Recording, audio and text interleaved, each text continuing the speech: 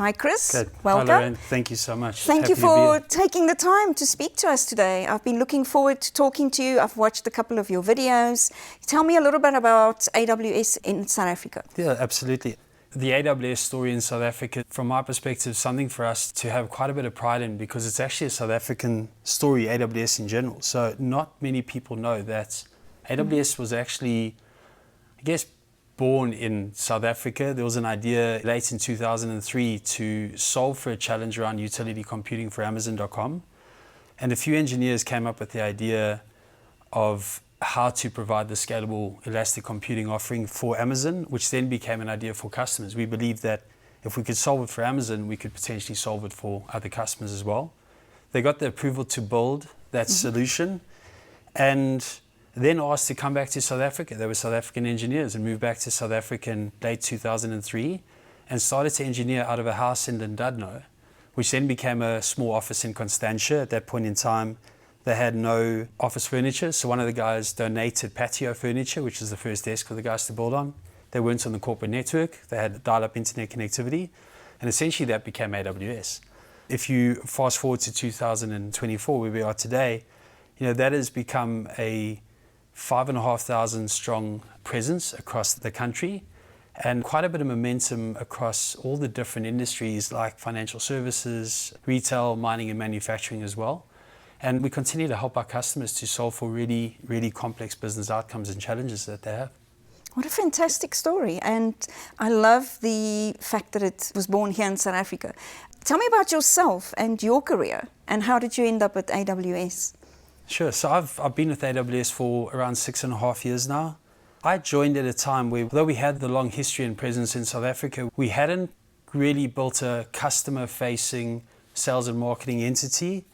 And towards the back end of 2017, we started to build that out. I joined in January 2018 and have been part of the core team that is really focused on how we bring investment to the country in terms of our infrastructure, how we think about skills development more broadly, and how we essentially put the right individuals down on the ground to help South African customers to adopt cloud and to drive transformation.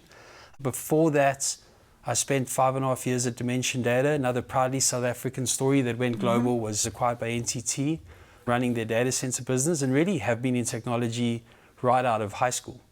Great. So I believe you're very passionate about Formula One. And AWS obviously is also very involved. Can you tell us a little bit about a recent project you did with Formula One? Sure.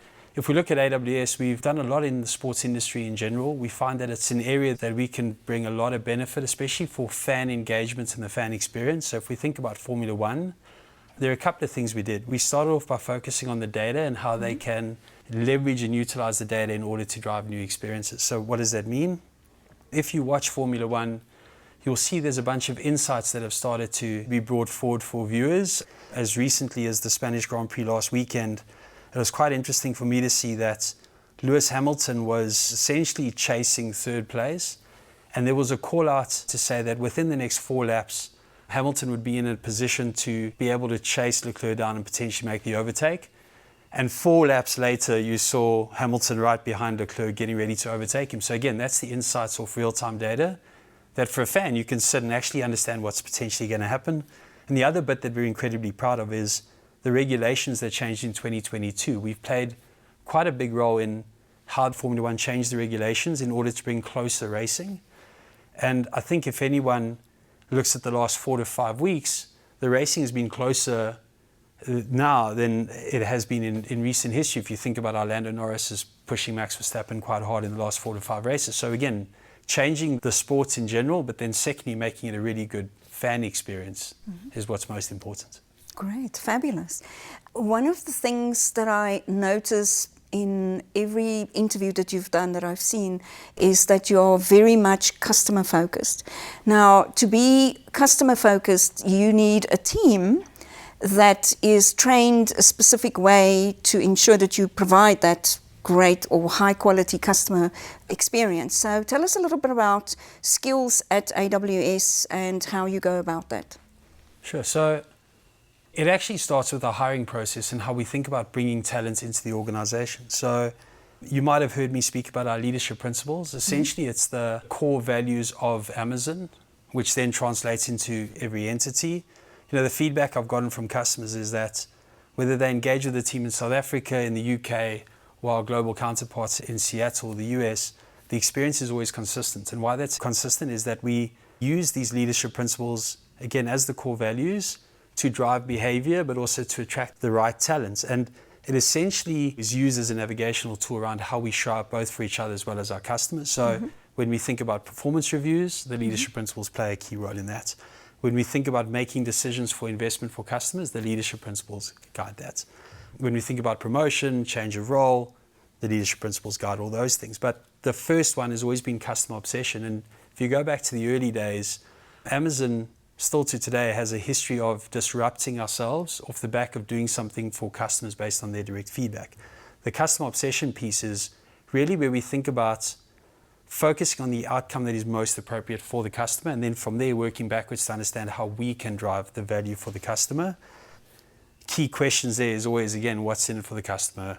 Why is it important to them? What value can we drive? And then from there to figure out how to deliver. So we hire individuals based on evidence of them being able to do that. What's tied into that, another leadership principle that I love, is learn and be curious. So again, we believe that leaders are never done learning. So regardless of how experienced you are, your seniority, the specialist skills that you bring, we look to provide learning opportunities daily to individuals. So it could be through our own standard internal training, it could be through access to third parties. But actually when we interview, we look for individuals that show evidence of being naturally curious and naturally inquisitive, that will go out and look for new skill sets that they can build or to get new knowledge. So that's a fundamental of how we operate as an organization, which then from a skills development perspective makes it quite natural. I actually presented recently on research that CompTIA did, and it's all around the hiring trends globally. And it's so interesting, that's exactly what came up. Skills are important, but it's the individual that is also important. And there's a lot more focus on assessing certain traits that an individual has. And I think you've hit the nail on the head, and Amazon is absolutely on track, that you're looking for a person that takes their own career into their own hands and not wait for the company to tell them what to do. Really, definitely one of the big trends at the moment. Yeah, and you've made me think of something. I saw a recent interview with the CEO of Netflix, and they are used as an example of a really innovative organization. But the perception in the market for a while had been that they end up taking skills from everywhere. And the CEO turned around when he was asked the question around how other organizations could compete for the skills and retain those skills. The first thing he said was, like, we've hired really clever people from many organizations and then just got out of their way. And that's the other key piece, is culturally how you hire those clever people, you give them access to skills development, but then you give them freedom to do what they're really good at is the critical piece. So the skills retention piece is also about getting out of really smart people's way, giving them the autonomy to make decisions and to obviously own their career, but also own the path for the customer. Absolutely. AWS in South Africa, do you have any community projects that you're running that you would like to share with us? If we think about skills development specifically, which is the bit that I'm most passionate about, in August of 2023, we launched a skill center in Cape Town. It's the first one outside of the US and our third one globally. And essentially what that is it is a free walk-in center for anyone to get access to technology skills. It doesn't matter what your history is, it doesn't matter what your industry is.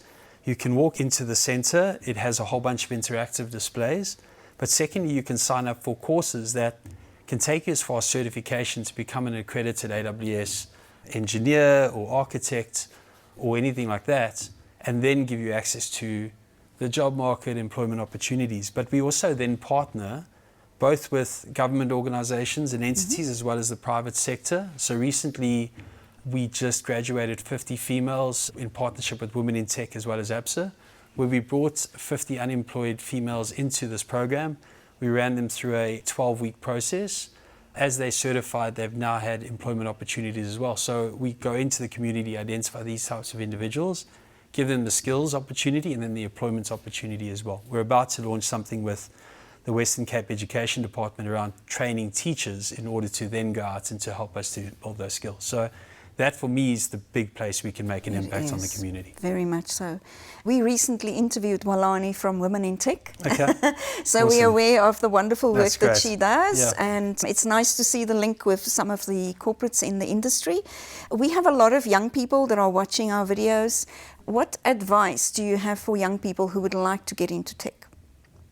You know, one, the learn and be curious piece that I spoke about around being willing to go out and learn new skills, try new things is critically important. The other bit is being willing to experiment as well. So if you think about technology today, very different to 10, 20 years ago where there were barriers to entry when it came to access to infrastructure or technology.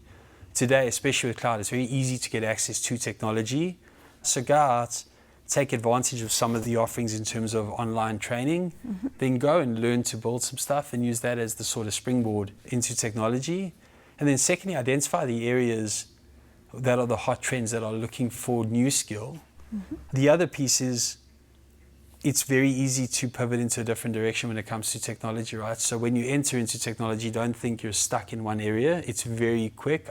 Before meeting with you, I had a catch up with an individual in our business who in 4.5 years has been in 3 different roles at Amazon because of that sort of intent to learn something new, test their skills elsewhere. Yes. So be open to change, but very much experiment. We see that a lot. We found this lady on YouTube who interviews people from different environments, and she had a couple of tech interviews, and each person said they started with CompTIA A+, Network Plus, and then went into a specific position, and today they do something completely different. So you're absolutely right. You can pivot quickly. And you're actually, I mean, you're sort of bringing back some memories for me. So I did my A+ in 2000. I think it was with CTU, if I remember correctly. I then dabbled a little bit in going down the route of MCSE as well as some C++ programming, and then realized like my passion was really about helping customers in person. So then went into a sales role. From there, went into a general management role across a couple of different areas, and then have been lucky to help AWS. So again, if you'd asked me 24 years ago whether I'd move out of what I was doing at the time to this, I would have had no idea. Absolutely. Right? So I think that's the beauty of technology. It moves so quickly, there are always new opportunities. My last question is another one that we get a lot, and that is AI. Yes. How will it impact, and a lot of people are concerned about their jobs, and obviously there's a lot of information out there that it won't, and it can enhance your position. Tell us a little bit about AI at AWS. Absolutely. And I think just to start off with the concerns around impacting jobs, if we think about every revolution didn't replace individuals' jobs, it allowed more efficiencies that then allowed individuals to do something slightly different. Yes. Once we adopted and embraced it, it then became such a powerful thing. AI is no different, but I would argue AI has been around for a very long time. If you think about Amazon, as early as I think 1999, we offered personalization on our websites around, if you looked at a pair of shoes, for example, it would then potentially make a suggestion that you should look at something else because it could pick up its formal wear. Maybe you have an event, you could be looking at a dress or something else. If you think about us launching our Amazon Go Just Walk Out technology in 2018, again, that was computer vision leveraging both machine learning and artificial intelligence. I think what is happening now is we are finding new ways to leverage the technology in order to improve the experience. And I think if you identify where it can be complementary to your skill set, you'll be really successful. The customers we're working with are looking at ways that it could improve their effectiveness at delivering for customers rather than replacing individuals, right? I think we're now at a point where the technology is starting to be put in the consumer's hands. That's why it feels so real. Where before individuals weren't quite sure what it was that was happening in the background, they now have a better appreciation and understanding. Exactly. Thank you so much for talking to us today. I think I've learned quite a lot of new things about AWS, and clearly it's a very innovative company, thinking very differently, and I find that fascinating. So thank you so much, Chris. Absolute I really pleasure. enjoyed talking to you today. Thanks so much for your time. Thank you. And that concludes our discussion with Chris Erasmus from AWS Country Manager here in South Africa. We really appreciate his time today, and please keep watching our range of videos. We look forward to see you in the next one. Thank you.